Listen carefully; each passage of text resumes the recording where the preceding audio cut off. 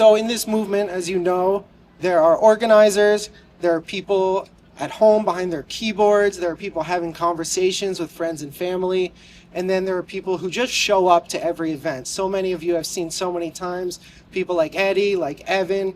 Y'all are always here. Thank you so much. This next speaker is one of those people. She also is my co-conspirator at We the Free, Myra Violette. Let's go! Oh, yeah, can I use this? Yeah. Hi, everyone. Thank you for being here to honor National Animal Rights Day.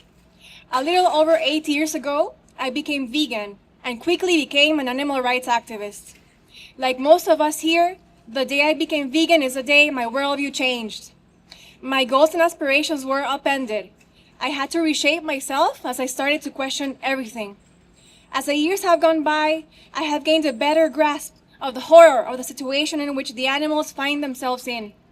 But the depth of their suffering is hard to grasp. However, as animal rights activists, most of us strive to understand what the animals have gone through. We bear witness, and we are all here because we have chosen to open our eyes and get closer. This is the only form of redemption we can find in a world that is filled with apathy, greed, and selfishness. I have seen a big change in the world since I first became an activist.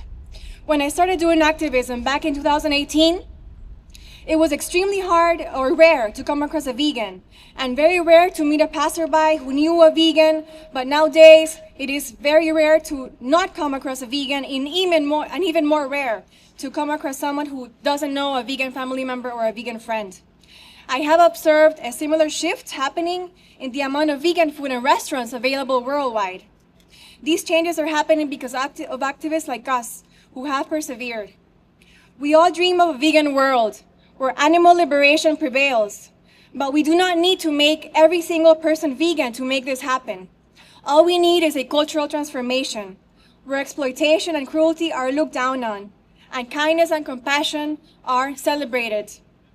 We will make this happen while understanding that this is a long game that requires our commitment. There is no justice for animals in this world unless we create it, and no freedom for them unless we demand it. The animals don't stand a chance if we don't fight for them, so we can never give up. It is easy to feel despair, and sometimes we feel so helpless as we stand against the world, while continuously struggling and spiraling in confusion as we try to come to terms with the fact that the animals we love and care for so deeply are suffering and we can't save them. But how can we possibly ever come to terms with this truth? We cannot accept this truth, and we never will, and so we persevere. I want to simply remind all of us of a fundamental truth. Animals are living beings with feelings, fears, and joys, just like us. They experience pain and happiness, they have families and friends, and enjoy activities that bring them pleasure. Recognizing this truth is about acknowledging their capacity to feel and their right to live with compassion.